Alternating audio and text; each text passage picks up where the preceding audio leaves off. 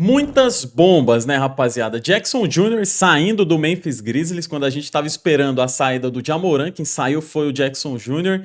A gente ainda teve a grande movimentação do Cleveland trazendo o James Harden, um jogador veterano para esse time do Cleveland que estava precisando de mais experiência. Teve a adição de mais 2 guards no Chicago Bulls. Muita gente ficou sem entender nada. O Wolves fazendo uma movimentação ainda também que me deixou com a pulguinha atrás da orelha, o que eles estão querendo. E para fechar, nós tivemos ainda a saída do Vucevic, do Chicago Bulls, para o Boston Celtics. Vamos falar dessas trocas e de outras que podem acontecer nesse vídeo, sem muita edição, sem muito vídeo, sem muita fotinha aqui, mas para a gente conversar dessas trocas que aconteceram. Primeiro, a grande troca, e grande no sentido assim, o contrato do Jackson Jr. é gigante, o Jackson Jr. é um grande jogador também na liga, mas também foi uma grande troca porque envolveu muitos jogadores, embora o principal deles seja o Jackson Jr. E com isso o Memphis Grizzlies se junta aos outros times que têm várias escolhas de primeira rodada, várias escolhas de draft para usar no futuro. Por parte do Memphis, vamos começar falando do Memphis Grizzlies. Eu entendo, eles perceberam que com o Ja Morant e com o Jackson Jr. o time não ia continuar progredindo e para fazer essa reconstrução eles decidiram limpar a folha salarial do time, então o Jackson Jr. que iria se tornar o jogador mais bem pago do Memphis na temporada que vem, não vai mais acontecer isso. Inclusive eu fiz um vídeo falando de contratos exclusivamente, saiu bem recente aqui no canal, você pode acompanhar lá depois. Mas enfim, a gente estava esperando por uma troca envolvendo o Ja Morant. Só que no vídeo que eu fiz, inclusive, recente também aqui no canal, falando de uma possível troca do Ja Morant, eu comentei. Se o Ja Morant tá saindo, o Jackson Jr. pode esperar ser o próximo, né? Porque já tinha saído o Dillon Brooks, já tinha saído o Desmond Bane. Só que a gente foi surpreendido pela ordem, né? Eu pensei que primeiro ia ser o Ja Morant e depois o Jackson Jr., mas acabou sendo o Jackson Jr. e quem sabe, consequentemente, o Ja Morant. Se o Wolves... Eu queria falar do Wolves depois, mas vamos fazer já esse gancho agora. O Wolves fez uma troca onde eles perderam o Mike Conley e não receberam nada, aparentemente. Então, o que eu estou pensando? Que o Wolves está abrindo espaço na sua folha salarial para fazer uma movimentação, para fazer uma trade. Poderia ter sido pelo James Harden, mas já sabemos que ele foi para o Cleveland Cavaliers. Poderia ser pelo Giannis, mas só que eu acho que é muito difícil o Wolves conseguir trazer o Giannis, tá? Muito difícil. E até porque eles têm o Naz Reid e o Rudy Gobert. Mas claro, eles poderiam envolver um dos dois ou até os dois para trazer o Giannis.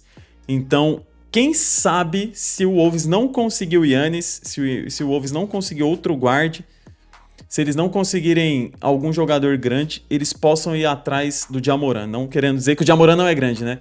Mas como última opção, sabe? Assim, ó, a gente não conseguiu o Giannis, não conseguiu o Harden, vamos atrás do Ja Morant, pra gente não sair sem nada. Com relação ao Utah Jazz, eles ficam agora com um núcleo bem interessante pro futuro, Keontae George, Ace Bailey, Lauri Markkanen, Walker Kessler e agora com a chegada do Jackson Jr. Para essa temporada fica difícil, né, eles se estruturarem para chegar em playoffs, mas eu acredito que na temporada que vem, com algumas movimentações a mais aí de role players para completar esse time, fica um núcleo interessante para eles construírem a partir disso, desenvolver esses jogadores para eles chegarem nos playoffs. Se não chegar na temporada que vem, chegar na temporada de 2028, 2029, aí com mais consistência.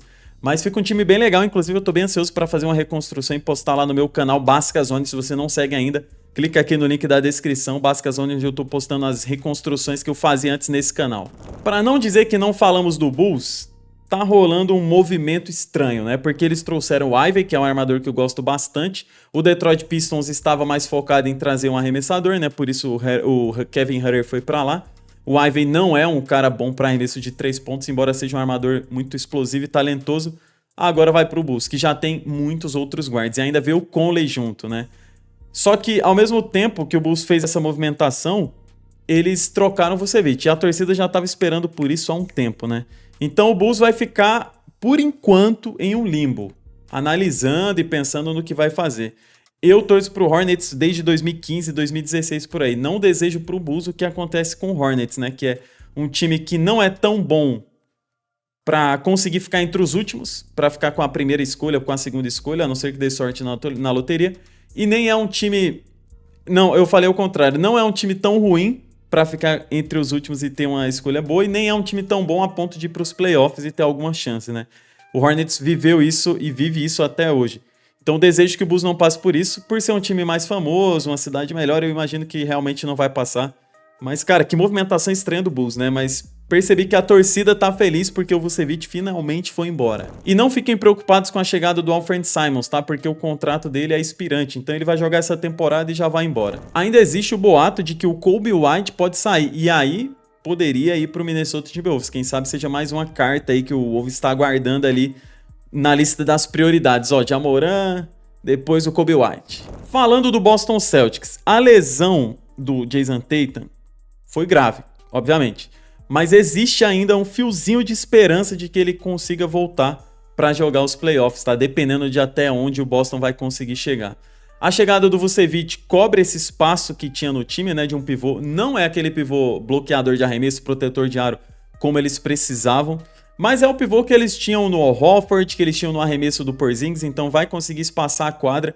Eu acho que é melhor o Vucevic do que nada pro Boston Celtics, tá? Tem muito torcedor que tava esperando algo melhor, um Miles Turner da vida, mas eu acho que dá pra se contentar com o Vucevic, principalmente se o Jason Tatum conseguir voltar pra jogar os playoffs nessa temporada, já que o Jaylen Brown tá jogando em nível MVP. Fiz vídeo, inclusive, falando da ascensão do Jaylen Brown, tá? Tá aqui no canal. No momento que eu estou gravando esse vídeo, são 10h04 da manhã desse dia 4 de fevereiro e ainda não sabemos pra onde o Giannis Antetokounmpo vai. Porém, saiu uma entrevista dele pra um portal lá de Milwaukee, onde ele falou bastante. E o que eu quero destacar aqui, principalmente, é que ele falou que no fundo do seu coração, tudo que ele mais quer, tudo que ele mais deseja é ficar em Milwaukee e ser campeão pelo Milwaukee de novo.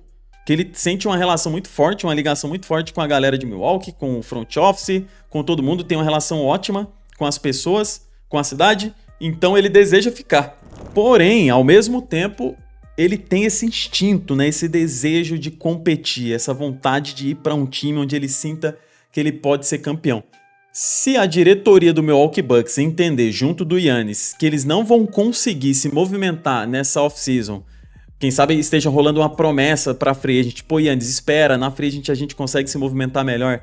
Pode ser que acabe não rolando essa troca do Giannis pelo tamanho que o Giannis é, né? Eu já vi alguns portais divulgando que o Milwaukee Bucks está buscando são tipo 3, 4 primeiras escolhas de draft, mais uns 2, 3 jovens jogadores. Então eles querem o futuro das franquias, né, com relação às escolhas e aos jovens jogadores.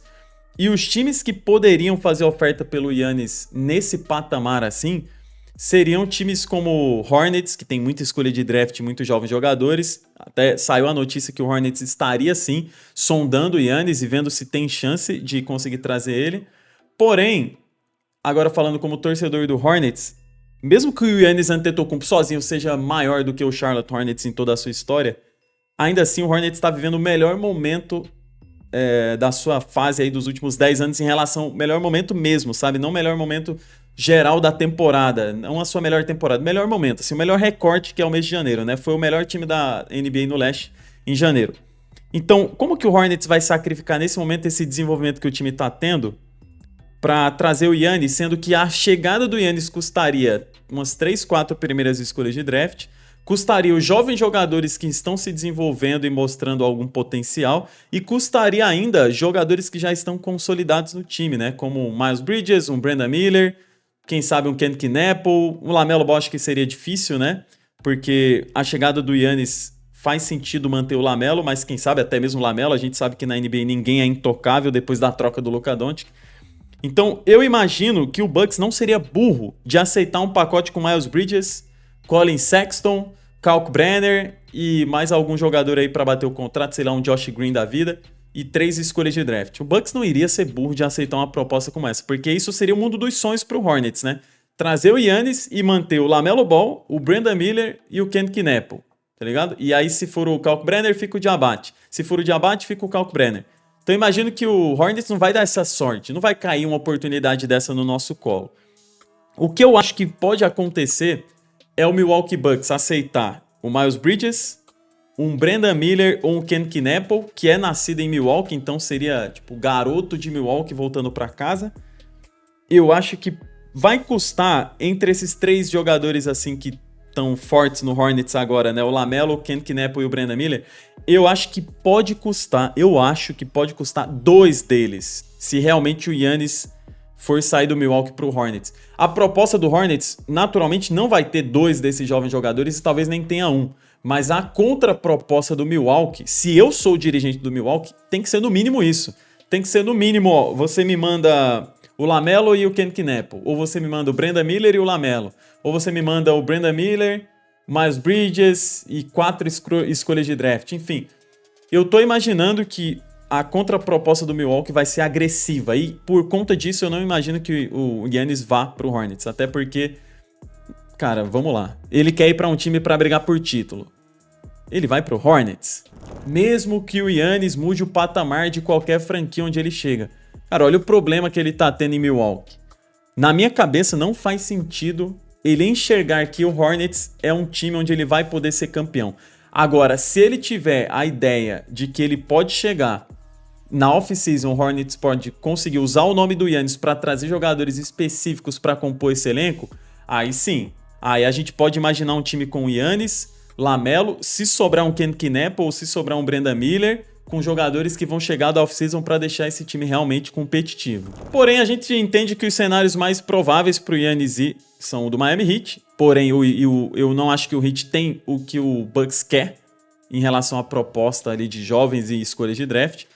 Então a gente tem o Knicks, que aí o Knicks tem material para fazer essa troca, né? Escolhas, vai ser um gato pingadinho ali de escolhas, mas eles têm o material, né? Eles têm o Anunoby, eles têm o Mikal Bridges, eles têm o Karl-Anthony Towns, eles têm o Mitchell Robinson. Então o Knicks tem jogadores para mandar, tipo assim, 2 pelo Giannis. Podem mandar o Mikal Bridges e o Karl-Anthony Towns. Podem mandar o Anunoby e o Karl-Anthony Towns. Então, entende? É diferente da proposta do Hornets, né? Que seria mais resistente em trocar o Ken Knapp, o Brandon Miller e o LaMelo Ball. Eu acho que o Knicks seria mais mão aberta. Quer levar o Anunoby e o Towns? Beleza, pode ser. Quer levar o Mikal Bridges e o Towns? Pode ser. E aí o Bucks já fica com um time mais desenhadinho pro futuro, né? Com 2 jogadores desse nível, 2 jogadores que são nível titular de qualquer franquia da NBA. Para o Golden State Warriors, teve a entrevista do Draymond Green em tom de despedida, né? O Draymond Green falando já como se ele não fosse mais jogar pelo Golden State. Então pode acontecer a troca do Giannis para o Golden State, embora eu tenha visto alguns meios divulgando que o Giannis tá reconsiderando, né, essa ideia de jogar pelo Golden State porque ele não quer viver algo parecido com o que o Kevin Durant viveu por lá. O San Antonio Spurs poderia oferecer uma boa proposta pelo Giannis, mas eu acho que isso não vai acontecer porque são um time mais...